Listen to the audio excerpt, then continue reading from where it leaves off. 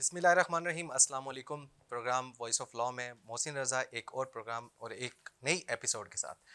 आज का हमारा जो प्रोग्राम है, जो एपिसोड है, वो सिविल राइट्स के रिलेटेड है, जिसमें फैमिली केसेस भी हैं, जिसमें हमारे पास प्रॉपर्टी केसेस भी हैं। लेकिन आज के इस एपिसोड में हम डिस्कस करेंगे सिविल राइट्स को, जिसमें स्पेसिफिकली हम डील करेंगे विद स्टे प्रोसीडिंग्स। आज की एपिसोड स्टार्ट करने से पहले मैं एक कोटेशन को यहाँ पे कोट करना चाहूँगा जोनाथन की, जो कहता है true freedom requires the rule of law and justice and a judicial system in which the rights of some are not secured by the denial of rights of others. किसी को हक दिलाना, किसी के हक को मार के दिलाने में बहुत फ़र्क है। अगर आपने किसी के साथ जस्टिस करना है तो ये भी सिक्योर करना है कि इस जस्टिस के तहत किसी और के साथ इनजस्टिस ना हो रहा हो। किसी के साथ अदल करना किसी दूसरे के साथ ना अदल करने के मुतरादिफ नहीं होना चाहिए। अगर आप किसी के साथ अदल करते हैं, इंसाफ करते हैं, तो इंसाफ ना सिर्फ किया जाए बल्कि नज़र भी आना चाहिए। आज की ये इम्पोर्टेंट एपिसोड हमारे साथ मौजूद हैं हमारे नहायत ही humble personality department of law के head of department doctor Sheikh Mohammad Adnan साहब। अस्सलाम वालेकुम सर। वालेकुम सलाम। कैसे हैं सर, आप ठीक ठाक ठीक हैं? ठाक है, आपका सर, शुक्र। वॉइस ऑफ लॉ की एक और एपिसोड में खुश आमदीद। Thank you. आज सर हम बात करने जा रहे हैं सिविल राइट्स के बारे में, जिसमें फैमिली राइट्स भी आ जाते हैं और जिसमें हमारे पास प्रॉपर्टी राइट्स भी आ जाते हैं और भी बहुत सारे राइट्स हैं।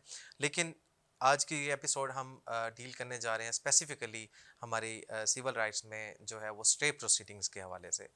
तो अक्सर लोगों में ये बड़ा कॉमन फिक्रा जो यूज़ होता है, और हर बंदा, मुझे नहीं लगता कि चाहे वो जिस एज का भी हो, वो इस वर्ड से जो है वो वाकफियत ना रखता हो कि फ़लानी प्रॉपर्टी के ऊपर या उस घर के ऊपर स्टे ऑर्डर हो चुके हैं या स्टे हो चुका है। इवन कि जब भी हम कोई प्रॉपर्टी को सेल एंड परचेज़ करना चाहते हैं, तो उसमें भी जो सेलर है या परचेज़र है, उसका जो कंसर्न होता है वो भी इसी चीज़ के बारे में होता है कि आया प्रॉपर्टी के ऊपर कोई स्टे तो नहीं है, कि इस प्रॉपर्टी के ऊपर कोई कोर्ट की प्रोसीडिंग्स तो इनिशिएटेड नहीं है। तो ये बहुत कॉमन वर्ड है जो हम यूज़ करते हैं। किसी ने घर को सेल करना हो, किसी प्रॉपर्टी को, चाहे वो एग्रीकल्चर है चाहे वो कमर्शियल है, तो दूसरी जो पार्टी है, परचेज़र है, वो उसके बारे में पहले ये कंफर्म करते हैं कि आया इसके ऊपर कोई स्टे ऑर्डर है या नहीं है। और स्टे ऑर्डर ना सिर्फ प्रॉपर्टी को बेचने के लिए बल्कि प्रॉपर्टी आगे ना बेची जा सके इसलिए भी लिया जाता है। तो इस हवाले से सर मेरा क्योंकि जनरल पब्लिक के लिए भी ये बहुत इंपॉर्टेंट है, और मैं इनफैक्ट बहुत शुक्रगुजार हूँ आईएसपी मुल्तान का और डिपार्टमेंट ऑफ लॉ का कि जिन्होंने इस तरह का हमें एक प्लेटफॉर्म प्रोवाइड किया हुआ है, जिससे हम लॉयर्स की जो इन्फॉर्मेशन है उसको इंक्रीज़ करते हैं। और इससे जो सबसे ज़्यादा फ़ायदा हो रहा है वो एक जनरल पब्लिक को भी हो रहा है, क्योंकि हम एपिसोड में वो चीज़ें डिस्कस करते हैं और कर रहे हैं और इंशाल्लाह आगे भी करते रहेंगे, जिससे जनरल पब्लिक को भी बेनिफिट होता रहे। तो सर मेरा सबसे पहला क्वेश्चन आपसे है कि ये बेसिकली सर स्टे है क्या, इसके क्या लघवी मायने क्या है, और लॉ के अंदर स्टे से हम क्या मुराद लेते हैं? देखें, थैंक यू सबसे पहले, ये बहुत इम्पोर्टेंट टॉपिक है। अक्सर स्टूडेंट्स और जनरल पब्लिक के अंदर इसके बारे में बहुत से क्वेश्चन होते हैं, इसके प्रोसीडिंग के हवाले से, और इसकी जो भी तकनीकी या लीगल जो भी हमारी एडवाइस की जाती है। तो सबसे पहले ये जानना चाहिए कि जैसे आपने पूछा कि स्टे के लघवी मानी क्या है। स्टे के लघवी मानी है टू स्टॉप या सीज़, कि कहीं जो भी चीज़ है वो स्टॉप हो जाए और सीज़ कर देना। अब अगर हम लीगल वर्ड में देखें तो इसके लिए हम वर्ड यूज़ करते हैं स्टेटस को। स्टेटस को का मतलब भी ये होता है कि सेम एज़ इट, कि जोन सी सिचुएशन जहाँ है वहीं पर रुक जाए, और उसके जब तक कोई डिसीजन नहीं होता तो उसको आगे प्रोसीडिंग ना की जाए। तो सर यू मीन सर ना सब के स्टेटस को जो है वो चीज़ों को वहीं रोक देता है कि अगर एक प्रॉपर्टी कि अगर कोई दीवार बिल्ट हो चुकी है या जिस हद तक वो बिल्ट हो चुकी है, तो अगर स्टेटस को हो जाती है तो उसके ऊपर आप कंस्ट्रक्शन कंटिन्यू नहीं कर नहीं कर सकते। सकते। मतलब जो प्रॉपर्टी जिस कंडीशन में है उस कंडीशन को मेंटेन रखने को हम जी, स्टेटस को जी। कहते हैं। Very well sir. सो मेरा अदनान साहब आपसे सवाल है कि स्टे को हम कैसे अवेल कर सकते हैं, मतलब हम कैसे उसको अप्लाई कर सकते हैं। देखें, सबसे पहले जो आपने बड़ी डीप क्वेश्चन पूछ रहे हैं, तो लेकिन इसके हवाले से ये है कि स्टे, सबसे पहले हम ये देखेंगे कि स्टे को कौन सा कानून डील करता है। जहाँ भी हमारे सिविल राइट्स हों, प्रॉपर्टी राइट्स हों, वहाँ पर हमारा सिविल प्रोसीजर कोड मौजूद है 1908 का। वो वहाँ पर ये बात करता है, हमारा सीपीसी के अंदर ऑर्डर 39 रूल 1-2 हमारे स्टे प्रोसीडिंग को डील करता है। वहाँ पर बताया गया है कि स्टे किन हालात में लिया जा सकता है और स्टे की लेने की वजूहात क्या होंगी जिसके कोर्ट आपको अलाउ करे कि आपको स्टे दिया जाए। अब वो वजूहात क्या हैं? वो ये हैं कि अगर आपकी प्रॉपर्टी को कोई इमीडिएट डैमेज होने का ख़तरा है, ठीक है। कोई आपकी जो प्रॉपर्टी है उसको आपको डिस्पोजेशन होने का ख़तरा है, डिस्ट्रक्ट होने का ख़तरा है, या कोई ऐसी आपको इमीडिएट थ्रेट है कि आपका से आपकी प्रॉपर्टी छीन ली जाएगी, या अगर ये इस प्रॉपर्टी पर कोई सम सॉर्ट ऑफ एक्शन अगर हो गया तो वहाँ पर आपको इररिपेरेबल लॉस होगा। अब लॉ में इररिपेरेबल लॉस होना, इसकी कंडीशन है कि ऐसा नुकसान जो नाकाबिल तलाफ़ी हो, ये किसी सूरत में उसकी तलाफ़ी ना हो सकती हो। आपकी इररिपेरेबल लॉस सबसे बड़ी कंडीशन है। उसके बाद आपने ये देखना है कि जब आप कोर्ट को हम अप्रोच करते हैं, तो अक्सर हमारे जो क्लाइंट्स हैं या हमारे जो वकला भाई हैं, वो ये अक्सर आपने कहते हुए सुना होगा, हमें स्टे नहीं मिला, अदालत ने स्टे नहीं दिया। क्योंकि वहाँ पर हमने स्टे इस वजह से नहीं मिलता अक्सर केसेस में कि हम अपना केस सही तरह पुट नहीं कर सकते कि हमें जो इमीडिएट थ्रेट क्या है और हमें उससे लॉस क्या होगा। ये हमें वहाँ पर सेटल करना हमारे लिए ज़रूरी होता है। गालबन से जो ये वर्ड यूज़ किया जाता है अमूमन कि मिज़ान सहूलत, इसके साथ एक वर्ड यूज़ होता है प्रोबेबिलिटी ऑफ सक्सेस, कि आपके पास उम्मीद भी है कि आप ये केस विन कर सकते हैं। क्योंकि बेसिकली स्टे ऑर्डर का जो मैंने पढ़ा या जो मैंने सुना, उसका पर्पज़ ये होता है कि प्रोसीडिंग में कि आप प्रॉपर्टी को जब तक मतलब आगे एलिनेट आप नहीं कर सकते, जब तक आपकी इसकी ओनरशिप आपको वाजे ना हो जाए या क्लैरिटी ना आ जाए। तो इसका एक गोल ये भी हो सकता है कि आपके पास ये चांसेस भी हैं कि आप कल को विन भी कर सकते हैं। अब ये डबल एज स्वॉर्ड टाइप हो सकता है कि दो धारी तलवार, आप एक प्रॉपर्टी पे स्टे ले लेते हैं जो प्रॉपर्टी कल को आपको मिल भी नहीं सकती। तो आई थिंक कोर्ट ऐसी ही केसेस में शेख साहब, मेरा आपसे सवाल है कि आपको स्टे देता है जिसमें आपके पास चांसेस भी होते हैं केस को विन करने के। जी। क्या ऐसा ही है या सिर्फ एक पर्सपेक्टिव है ये? जी, नहीं, ये एक पर्सपेक्टिव के तौर पे लिया जा सकता है। हाँ, कोर्ट उसको डिफरेंट पॉइंट ऑफ व्यू से देखती है। अगर जैसे आपने बात की अगर ट्रांसफ़र करने से रोकने के लिए, अब इसमें हम देखेंगे स्टे की काइंड्स को। स्टे की काइंड एक तो होती हैं कि टू स्टेटस को कर देना, कि जो चीज़ जहाँ पर है उसे पूरा किया जाए, या एक होती है डायरेक्टिव, कि कोर्ट डायरेक्शन दे देती है कि आप स्पेसिफिक काम करें। फॉर एग्ज़ाम्पल, कोई पुल तोड़ रहा है, उसने थोड़ा सा पुल तोड़ दिया, तो अगर स्टे दे देंगे तो वो तो जो वे ऑफ ट्रांसपोर्टेशन तो रुक जाएगी। तो वो उनको कहेंगे कि जितना आपने तोड़ा उसको फ़िलहाल आप दोबारा जोड़ के दोबारा उसको रिपेयर कर दें। जब तक इस कोर्ट का डिसीजन नहीं होता आप इसको डिस्ट्रक्ट नहीं कर सकते। या कोई रास्ता है, पब्लिक का रास्ता है, उसको ब्लॉक करना शुरू किया था, हम कोर्ट के पास चले गए कि ये ब्लॉक कर रहे हैं, तो जितना ब्लॉक किया होगा वो कोर्ट कहेगी कि इसको फिर आप ब्लॉकेज ख़त्म करो। जब तक हम दोनों की कंटेंशन को सुनेंगे, अगर केस आपका ठीक हुआ कि आप इसको ब्लॉक कर सकते हैं, तब हम इसको आपको इजाज़त देंगे ब्लॉक करने की। उसके अलावा एक नेगेटिव स्टे भी होता है ये कि जी सर जी शेख साहब ये आप टाइप्स बता रहे हैं कि जी जी अच्छा बेसिकली इसकी सर हैं टाइप्स कितनी हैं स्टे ऑर्डर्स की? टाइप्स इसकी बेसिकली 3 हैं। अगर हम इसको क्लासिफिकेशंस में ले सकते हैं। अगर हम इसको क्लासिफिकेशन में टाइप्स में लेंगे तो टाइप्स में इसकी भी 3 ही हैं। एक है एड इंटरम, एक टेम्परेरी, एक परमानेंट इंजंक्शन। इनमें क्या शेख साहब क्या डिफरेंस है एड इंटरिम में, टेम्परेरी में, परपेचुअल या परमानेंट जंक्शन में? ये आपका क्वेश्चन मैं आपके लास्ट क्वेश्चन से कनेक्ट करूँगा कि हम कैसे स्टे हासिल कैसे करते हैं। तो इसको ये है कि जब हम कोई भी हमें जैसे डिस्ट्रक्शन का, डिस्पोजेशन का या कोई भी हमें इरिपेरेबल लॉस होने का ख़तरा होता है तो हम कोर्ट को अप्रोच करते हैं।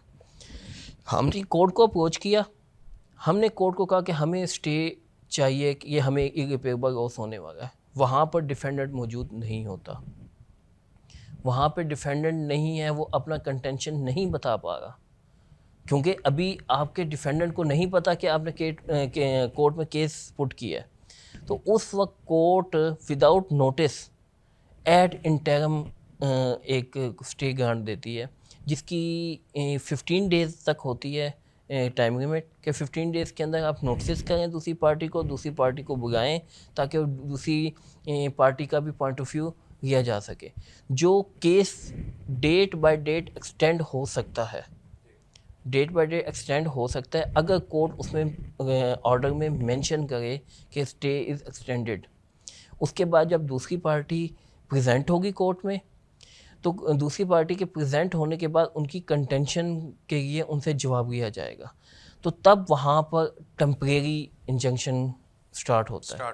तो वहाँ पे टेम्परेरी इंजंक्शन की अगर हमने आप बेसिक सुना हुआ स्टे पे सालों साल ना प्रॉपर्टीज़ पे स्टे चलते हैं, ऐसे क्यों? तो वो ये है कि वहाँ पे टेम्परेरी की जो हमें सीपीसी बताता है, सीपीसी हमें बताता है कि टेम्परेरी इंजंक्शन मैक्सिमम 6 मंथ या 1 ईयर तक हो सकता है, उसके अलावा नहीं हो सकता।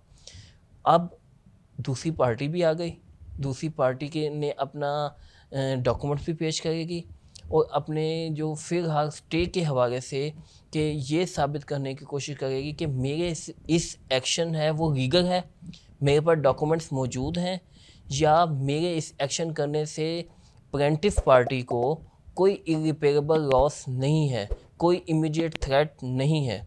तो वो उस स्टे को खारिज भी किया, सस्पेंड भी किया जा सकता है। लेकिन अगर वो ये साबित करने में नाकाम हो जाता है तो उस टेम्परेरी जो इंजंक्शन है उसके ऊपर जो स्टे है उसको परमानेंट कर दिया जाता है कि ये अब आगे जब तक केस डिसीजन नहीं होता, केस के हवाले से जो आपने कोर्ट को अप्रोच किया है उस वक्त तक इस प्रोसीडिंग को आप वहीं पर स्टे कर देते हैं। तो इसलिए ये होता है एड इंटरम, टेम्परेरी और परमानेंट।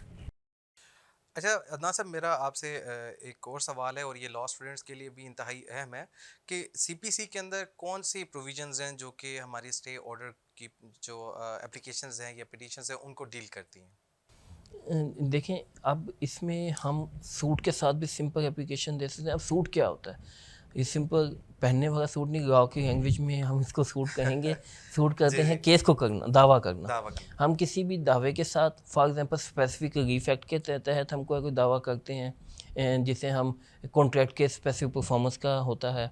उसके अलावा हम किसी इस्तक़रार हक़ में जा सकते हैं, suit for declaration of rights में जा सकते हैं। उसके साथ हम सेपरेट एप्लीकेशन देते हैं ऑर्डर 39 रूल 1-2 की, जिसके अंदर हम उनसे स्टे भी डिमांड करते हैं कोर्ट के साथ। ब्रेक से जाने से पहले डियर ऑडियंस, बहुत ही मज़े का इंट्रैक्शन और बहुत ही मज़े का ये जो सेशन है ये हमारा ऐसे ही चलता रहेगा। अभी हम एक छोटा सा ब्रेक लेंगे, उसके बाद हम डिस्कस करेंगे कौन सी ऐसी प्रॉपर्टीज़ हैं जिनके ऊपर हम स्टे ले सकते हैं। कल को अगर आपने स्टे लेना हो तो ये सेशन आपको बहुत यूज़फुल रहेगा, बहुत फ़ायदा देगा।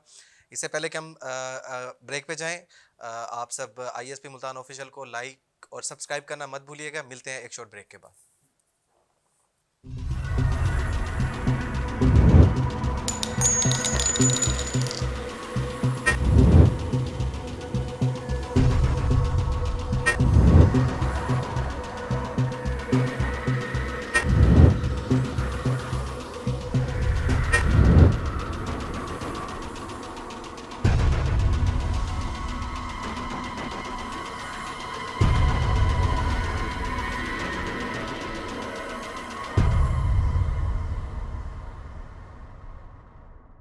Institute of Southern Punjab Multan, the largest and pioneer degree awarding institute in South Punjab region.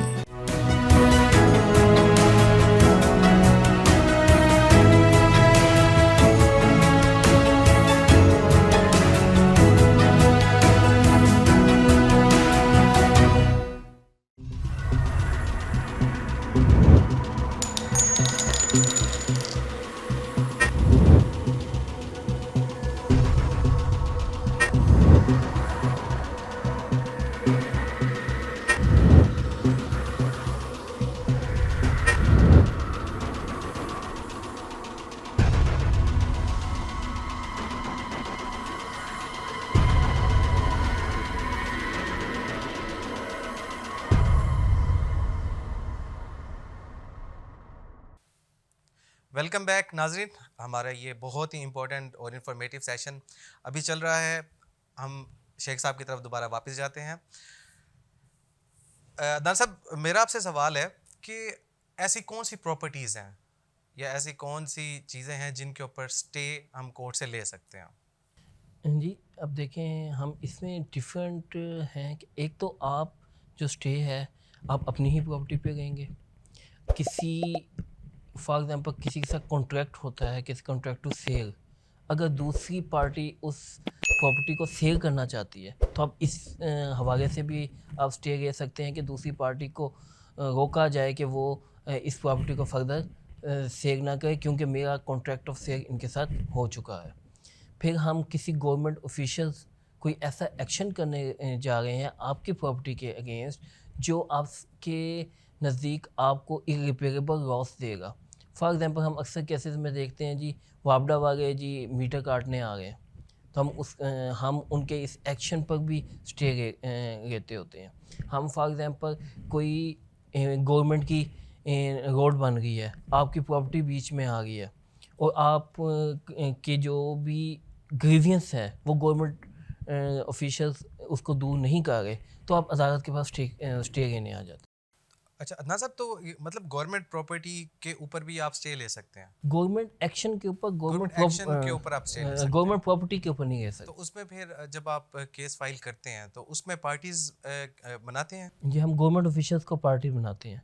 हम अक्सर फॉर एग्जांपल अब डिफरेंट केसेस में हम अगर रेवेन्यू से रिलेटेड हैं तो हम प्रोविंस के डिप्टी कमिश्नर के बाद हम तहसीलदार, पटवारी, हम इनको पार्टी बनाते हैं। फॉर एग्जांपल अगर वापडा के खिलाफ है तो वापडा के ऑफिशियल्स को पार्टी बनाते हैं हम, और वापडा को पार्टी बनाते हैं।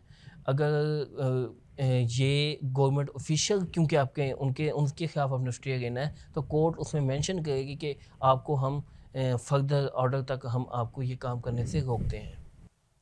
अच्छा अदनान साहब, अगर स्टे मिल जाता है जी। प्रॉपर्टी के ऊपर और अगर आपने अग्रीव्ड हैं उस स्टे से, जी। स्टे ऑर्डर से आप अग्रीव्ड हैं, जी। तो उसको ख़त्म करने के लिए, वेकेट करने के लिए क्या रेमेडी अवेलेबल है एक अग्रीव्ड पार्टी को? अब एक रेमेडी तो जैसे ये है कि उनको नोटिस मिल गए, उन्होंने पेश होकर अपनी कंटेंशन दे दी, लेकिन अब जब परमानेंट इंजंक्शन हो गई या अभी एड इंटरम ही चल रही थी, आपको पता लग गया कि भाई आपके ख़िलाफ़ तो केस हुआ हुआ है और जो प्रिस्क्राइब डेट अभी दूर है, तो आप ऑर्डर 39 रूल 4 के तहत आप एप्लीकेशन देंगे कोर्ट में कि इस स्टे को विकेट किया जाए, इस स्टे को आप सस्पेंड करें क्योंकि मुझे इरिपेरेबल लॉस होगा इस हवाले से। तो वो फिर आपके डॉक्यूमेंट्स, क्योंकि सिविल केसेस में इतने फैक्ट्स से ज़्यादा आपके डॉक्यूमेंट्स ज़्यादा इंपॉर्टेंट होते हैं।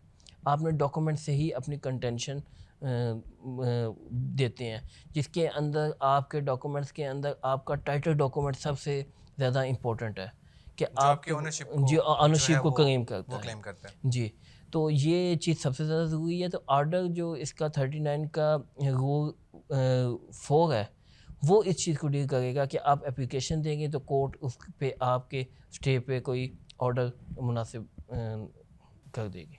अच्छा अदनान साहब, हम ये देखते हैं प्रैक्टिकली जो है वो आपने भी देखा होगा और अपनी लाइफ में देखते भी हैं कि स्टे ऑर्डर होने के बावजूद भी जो पार्टी होती है जिनके अगेंस्ट स्टे ऑर्डर जाता है, तो वो फिर भी उन चीज़ों से बाज नहीं आते। जी बल्कि ये जनरल पब्लिक के लिए भी मैं ये क्वेश्चन बहुत इंपॉर्टेंट है कि अक्सर ऐसा होता है कि हम कोर्ट से स्टे लेने के बावजूद भी अगली पार्टी को रोक नहीं पाते। अगर हमने स्टे किसी कंस्ट्रक्शन के लिए लिया था तो वो अपनी कंस्ट्रक्शन को कंटिन्यू करते हैं, अगर किसी और चीज़ के लिए स्टे लिया था किसी और पर्पज़ के लिए तो उसको वो वायलेट करते हैं। तो मेरा अदनान साहब आपसे ये सवाल है कि अगर इस तरह की सिचुएशन पैदा होती है कि आप कोर्ट से स्टे लेके आते हैं लेकिन उसकी इम्प्लीमेंटेशन नहीं हो पाती बल्कि वायलेशन होती है, तो इस सूरत हाल में हमारे पास क्या रेमेडी अवेलेबल होती है? जी बिल्कुल, ये बहुत इंपॉर्टेंट क्वेश्चन है और हमारी जनरल पब्लिक को ये इसका जवाब मिलना चाहिए, क्योंकि अब देखें ना, हम अक्सर केसेस में स्टे ले आते हैं, दूसरी पार्टी उसके स्टे की वायलेशन कर रही होती है तो आप पुलिस को इन्वॉल्व करते हैं और फिर भी आपको पता नहीं होता कि आपके पास रेमेडी क्या है। क्या पुलिस के पास, क्योंकि ये तो सिविल केस है, क्रिमिनल रेमेडी की तरफ तो हम जा नहीं सकते। क्रिमिनल रेमेडी तो तब होगी जब कोई क्रिमिनल एक्ट होगा। हम जी यही लॉ, यही जो ऑर्डर 39 है, इसका रूल 2C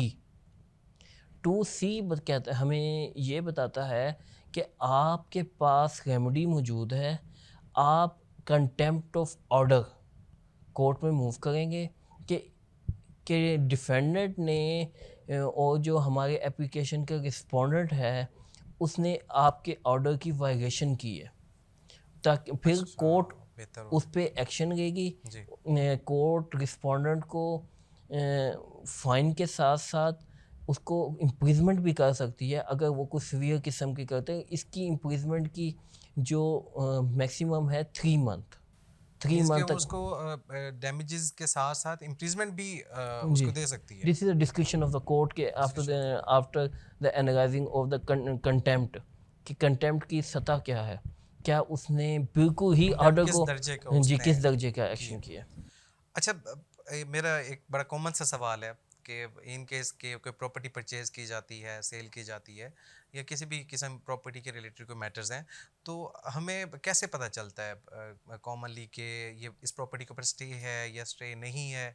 क्योंकि अक्सर ऐसा होता है, लोगों के साथ सर हुआ भी है, केसेस हमने देखे हैं जिसमें बाद में पता चलता है कि जो प्रॉपर्टी हमने परचेज की है इसके ऊपर स्टे हुआ था कोर्ट का। जी तो वो उस ऐसी सूरत हाल में सर क्या रेमेडी अवेलेबल है या इस तरह की सिचुएशन पैदा हो जाए तो क्या करना चाहिए? देखिए, एक लॉ के अंदर जनरल वर्ड है जो आम पब्लिक इतना नहीं बेहतर जानती, जिसे हम कहते हैं डॉक्ट्राइन ऑफ कैविट एम्प्टर, जिसको हमने अक्सर, आप जाते होंगे रोड्स पर किसी डिफरेंट प्रॉपर्टीज़ पे लिखा होता है मुश्तरी होशियार बाश। जी मुश्तरी, अक्सर ये जी दीवारों पे लिखा रहता है। मुश्तरी होशियार बाश।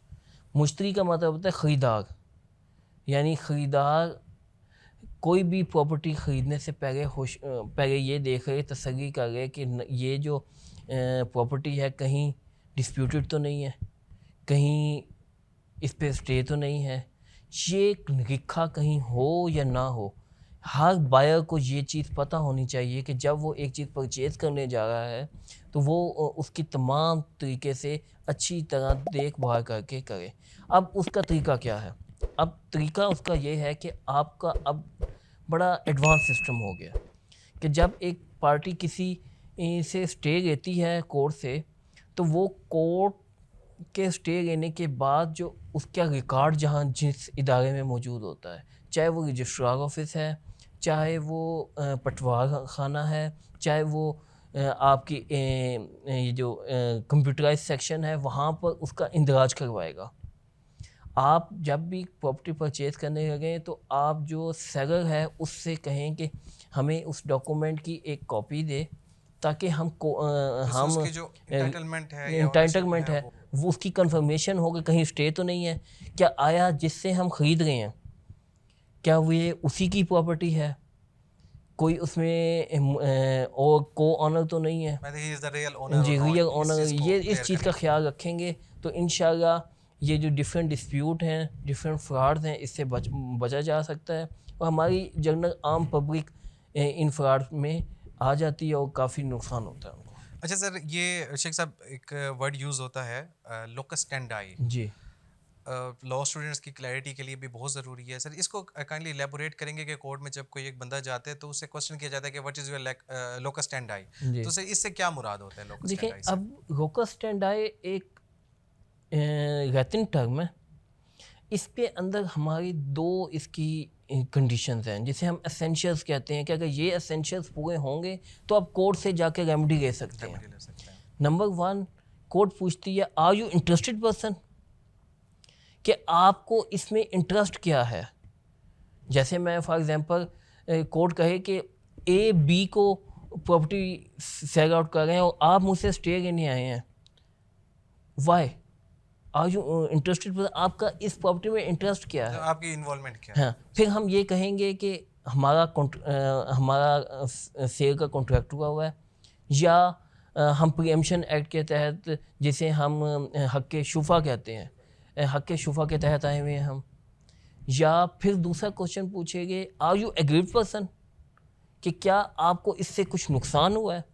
आप बताएंगे कि हाँ मुझे नुकसान हुआ, मेरी प्रॉपर्टी है, इस पर कब्जा करना चाह रहे हैं, यानी मेरी फॉर एग्जांपल जो प्रॉपर्टी है उससे मुझे डिसपोजेस कर रहे हैं, मेरी प्रॉपर्टी किसी और के नाम फ्रॉड से ट्रांसफ़र कर रहे हैं, मैं इसका वारिस था, मेरे नाम ये प्रॉपर्टी आनी थी, वो नहीं आ सकी।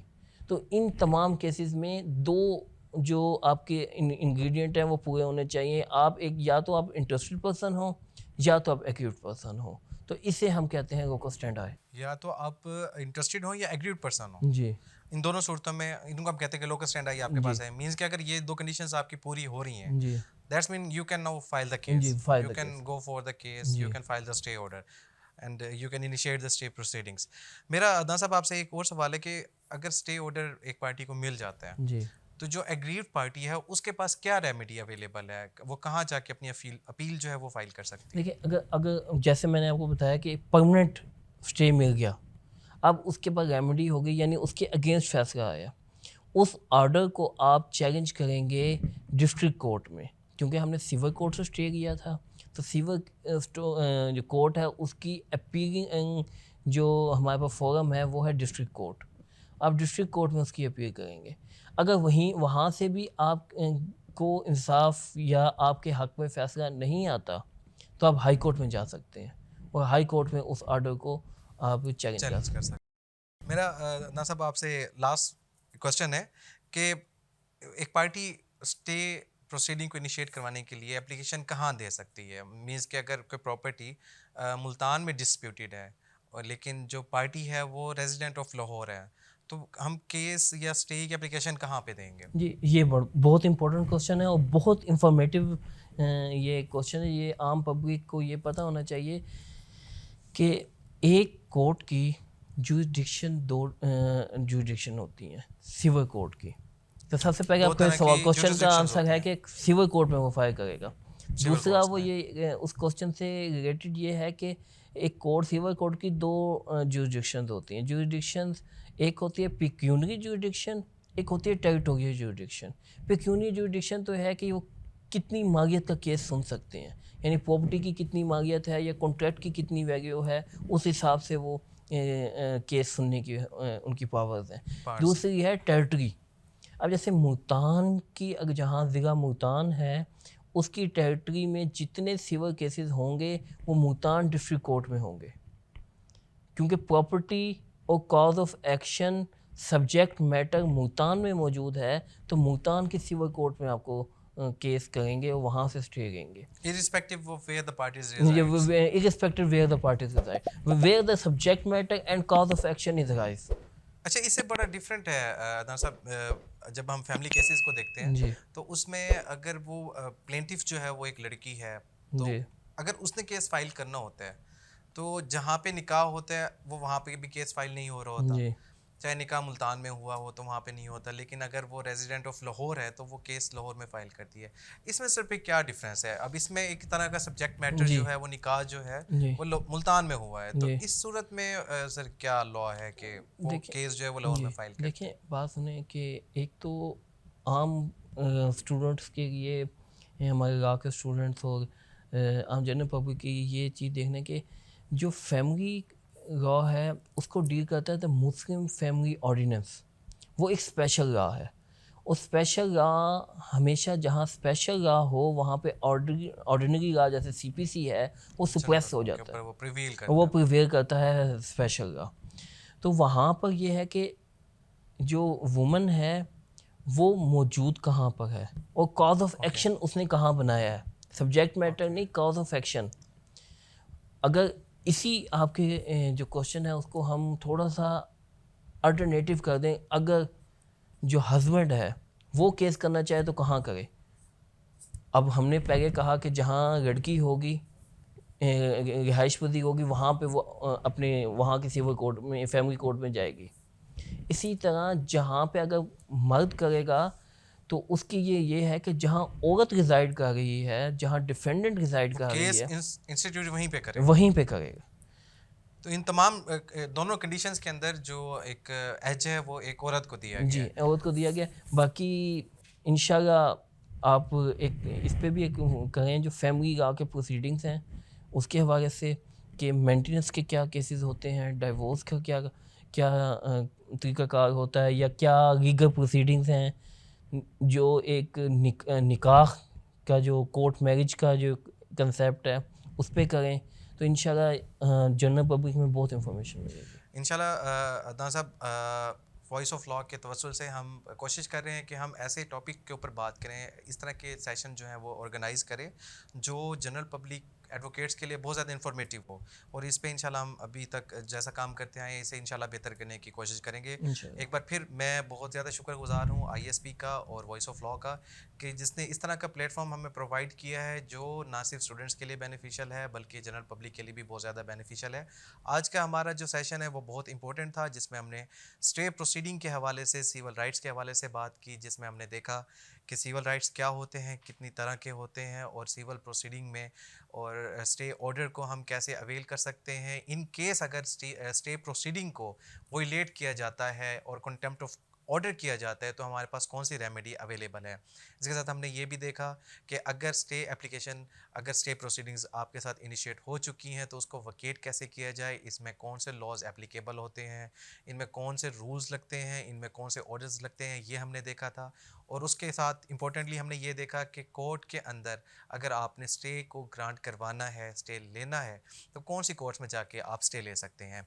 इंशाल्लाह हम अपना आज का जो एपिसोड है यहाँ पे इख्तिताम पजीर होता है। अगली एपिसोड में इंशाल्लाह फिर से मुलाकात होगी। खुश रहें, आबाद रहें, एक दूसरे का ख्याल रखें। पाकिस्तान जिंदाबाद, ISP पाइंदाबाद।